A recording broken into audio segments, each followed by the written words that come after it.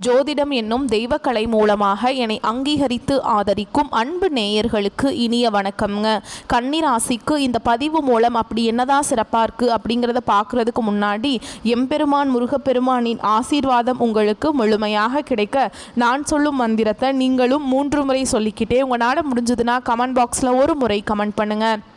ஓம் முருகா போற்றி, ஓம் முருகா போற்றி, ஓம் முருகா போற்றி. என்னை படைத்து உன் மக்களுக்கு சேவை செய்ய அனுப்பிய கந்தா கடம்பா கதிர்வேலா என் ஜோதிடம் பழிக்க மனதார பாதம் தொட்டு வணங்குகிறேன். தினமும் உங்களுக்கு கிரகநிலை மாற்றத்தால் வரக்கூடிய சுப பலன்களை அறிய கட்டாயம் சப்ஸ்கிரைப் பண்ணி பெல் பட்டன் அப்புறம் ஆல்னு ஆப்ஷன் இருக்கும், அதையும் கொடுத்து வைங்க. ஒவ்வொரு பதிவும் உங்களைய வெற்றியடைய வைக்க வேண்டும் அப்படிங்கிற எண்ணத்தில் தாங்க போடுறோம். கன்னிராசிக்காரங்க புதுமையான சிந்தனைக்கு சொந்தக்காரங்க. பூ போல மனசு, கோபத்தை மறைச்சிட்டு சிரிப்பை மட்டும் காட்டக்கூடியவங்க. எடுத்த காரியத்தை எப்படியாவது முடிச்சிடணும் அப்படிங்கிறதுக்காக கஷ்டப்பட்டு போராடக்கூடியவங்க.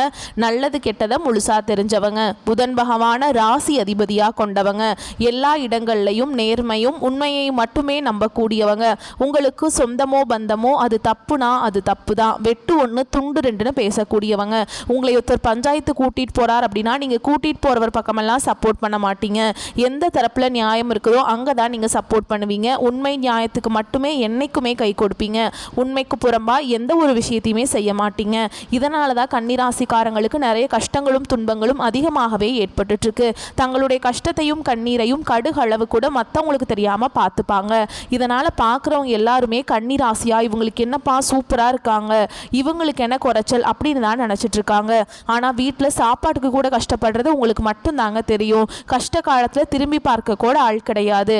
ஏதோ தட்டு தடுமாறி எந்திரிச்சு நிற்கிறப்போ உங்களை குறை சொல்றதுக்குனே நிறைய பேர் தேடி வருவாங்க. உங்க சொந்தக்காரங்க நண்பர்களுக்கு ஒரு தேவை இருக்குதுன்னா மட்டும்தான் உங்க கிட்ட வருவாங்க. அந்த தேவை முடிஞ்ச உடனே உங்களை தூக்கி போட்டுருவாங்க. மறுபடியும் அவங்க உங்ககிட்ட உதவின்னு கேட்பாங்க. அவங்க உங்களுக்கு முன்னாடி பண்ண துரோகத்தை எல்லாமே மறந்துட்டு மீண்டும் அவங்களுக்காக உதவி செஞ்சு ஏமாறக்கூடியவங்க தான் நீங்க. வாழ்க்கையில் எப்படியாவது முன்னேறணும் அப்படிங்கிறதுக்காக தினம் தினம் கஷ்டப்பட்டு உழைக்கிறவங்க தான் கன்னிராசிக்காரங்க. கடந்த காலகட்டங்களில் தங்களுடைய வாழ்க்கையில் நீங்கள் நல்லது நடக்க போகுது நினச்சிட்டு இருந்திருப்பீங்க. ஆனால் உங்களுக்கு அந்த டைமில் ஒரு மிகப்பெரிய ஏமாற்றம் தான். புதுசாக ஒரு சில பிரச்சனைகளும் கஷ்டங்களும் தானாகவே உங்களை தேடி வந்திருக்கும். கன்னிராசிக்காரங்க சொந்த பந்தத்தை இழந்தாங்க, சொத்துக்களை இழந்தாங்க, தங்களுக்கு நெருக்கமாக இருக்கக்கூடிய உறவுகளையுமே இழந்தாங்க. கடைசியாக நான் மட்டும்தான் எல்லாத்தையுமே இழந்துட்டு நிற்கிறதா இருக்குது, எனக்கு உயிர் வாழவே பிடிக்கலன்னு சொல்லிட்டு இருக்காங்க. இதுக்கு மேலே என்னால் வாழவே முடியல சாமி, தயவு செஞ்சு என்னை உன் கூடையே கூட்டிகிட்டு போயிரு. நான் இவ்வளவு கஷ்டப்பட்டதுக்கு அப்புறம் எனக்கு வாழ்க்கையில் வாழணுங்கிற எண்ணம் சுத்தமாகவே போயிடுச்சு. உங்கள் மனசில் கவலையும் துன்பமும் தான் அதிகமாகவே இருக்குதுங்க. நீங்கள் செய்யக்கூடிய ஒவ்வொரு விஷயத்தையுமே தடுப்பதற்கும் உங்களை அவமானப்படுத்துவதற்கும் இங்கே நிறைய நபர்கள் முயற்சி பண்ணிட்டு இருக்காங்க. இது எல்லாமே தெரிஞ்சுமே கூட நீங்கள் என்னமோ பண்ணுங்க, எனக்கு என்ன வந்துச்சு அப்படின்னு தன்னுடைய வேலையில் மட்டும் என்னைக்குமே குறிக்கோளாக இருக்கிறவங்க தான் நீங்கள். ஏன் எனக்கு மட்டும் ஏன் இவ்வளவு கஷ்டம் வருது, என்னோட வாழ்க்கையில் நான் யாருக்குமே கெடுதலையோ கஷ்டத்தையோ துன்பத்தையோ கொடுத்ததில்லை, எனக்கு மட்டும் ஏன் இந்த மாதிரி எல்லாமே நடந்துட்டுருக்கு அப்படின்னு தான் பெரும்பாலான கன்னிராசிக்காரங்க சொல்லிட்டு இருக்கீங்க. உங்களுக்கு பிரச்சனைங்கிறது வரும், அது கொஞ்ச நாள் இருக்கும், அதுக்கப்புறம் அந்த பிரச்சனை போயிடும். இந்த மாதிரி பிரச்சனை வரும் போகும் அப்படிங்கிற நிலைமையில தான் நிறைய நபர்கள் வாழ்ந்துட்டுருக்கீங்க. நீங்கள் என்னதான் பிரச்சனையை தவிர்த்தாலும் ஏதாவது ஒரு சூழலில் உங்களை நோக்கி பிரச்சனையும் கஷ்டமும் வந்துக்கிட்டு தாங்க இருக்குது. ஆனால் இனி வரக்கூடிய நாட்களில் உங்களுக்கு இன்பத்தையும் மகிழ்ச்சியும் தரக்கூடிய ஒரு காலகட்டமாகவே அமைஞ்சிருக்குது.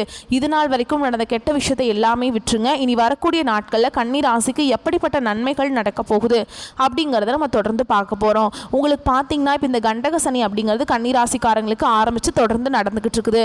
இதனுடைய தாக்கம் அப்படிங்கிறது சற்று அதிகமாகவே இருந்தாலுமே கூட இனி வரக்கூடிய ஒரு 6 மாத காலகட்டங்கள் அப்படிங்கிறது நல்ல ஒரு முன்னேற்றத்தை தரக்கூடிய ஒரு காலகட்டமாகவே அமைஞ்சிருக்குது. இந்த 2025 9 மாதங்கள் அப்படிங்கிறது முழுமையாக முடிஞ்சிருச்சுங்க. இந்த 9 மாதங்களையும் கன்னிராசிக்காரங்க வாழ்க்கையில் பெரிதாக முன்னேற்றங்கிறது எதுவுமே நடந்திருக்காது. மீதி இருக்கக்கூடிய 3 மாதங்களும் அடுத்து 2026 முதல் 3 மாதங்களும் பார்த்தீங்கன்னா உங்கள் வாழ்க்கையில் எப்படிப்பட்ட நிகழ்வெல்லாம் நடக்க போகுது அப்படிங்கிறத பற்றி நம்ம பார்க்க போகிறோங்க. அதாவது பார்த்தீங்கன்னா உங்களுக்கு முதலாவதாக சனியுடைய வக்ர பயிற்சியும், அடுத்து 2வதாக குருவுடைய வக்ர பயிற்சியும், 3வதாக சுக்கிர பயிற்சி பலன்களும் உங்களுக்கு முழுமையாக கிடைக்க போகுது.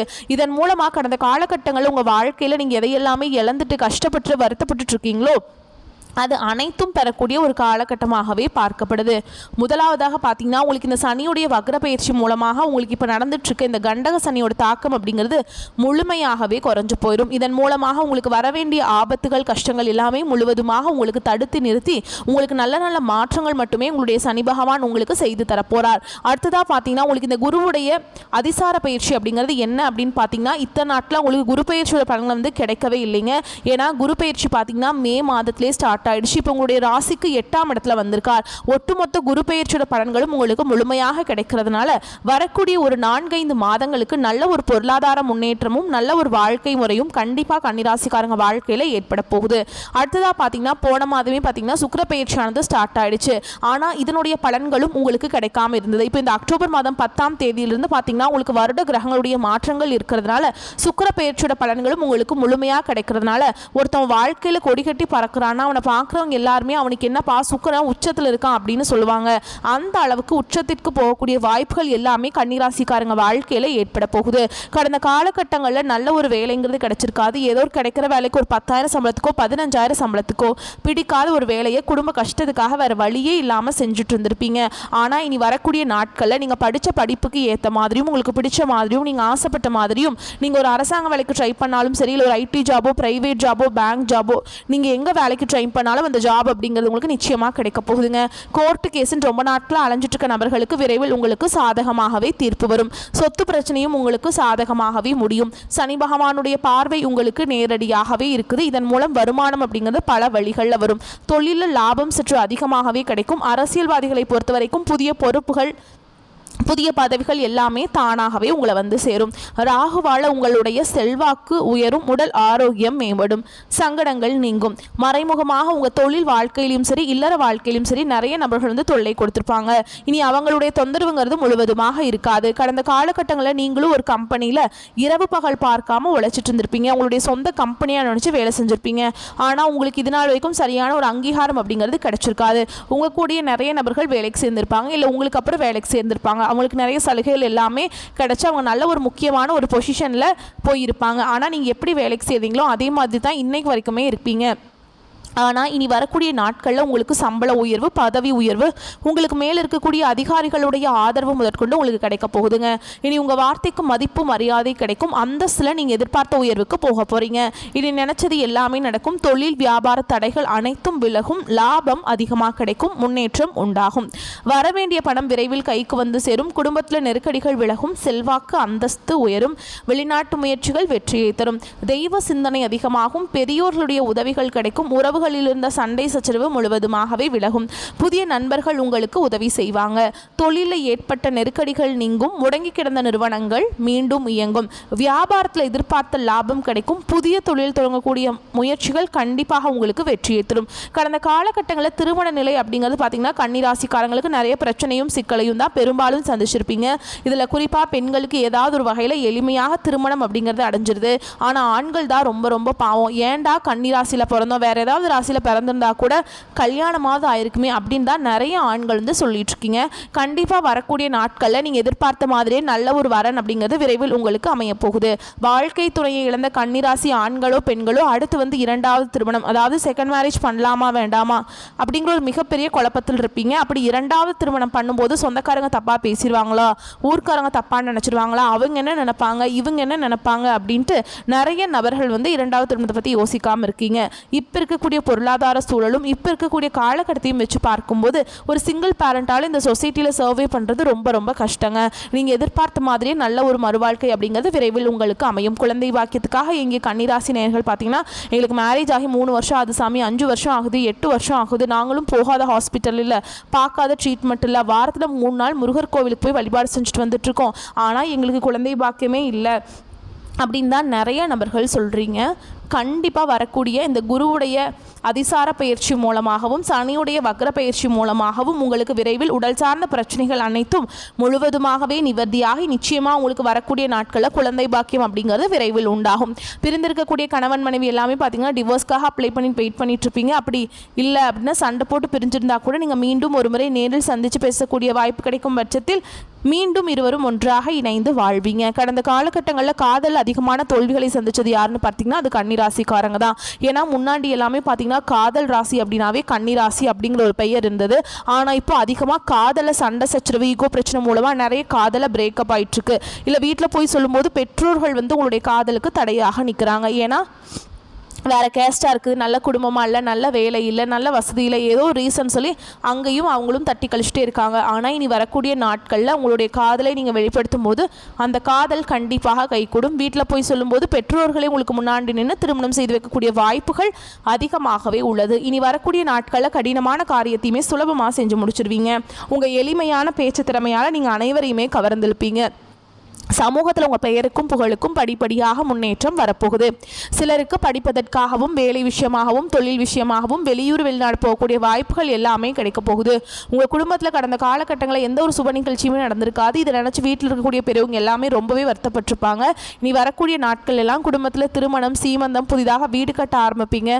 கிரகப்பிரவேசம் போன்ற சுப நிகழ்ச்சிகள் எல்லாமே நடக்க போகுது.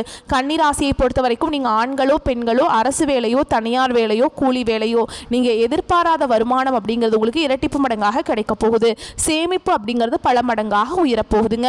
இதன் மூலமாக கடந்த காலகட்டங்களில் ஏற்பட்ட கடன் பிரச்சனை அனைத்தும் வரக்கூடிய நாட்களில் முழுவதுமாகவே நிவர்த்தியாக போகுது. இனி உங்களுடைய வளர்ச்சி அப்படிங்கிறது ஒரு மிகப்பெரிய ஒரு அசுர வளர்ச்சியாக இருக்க போகுதுங்க.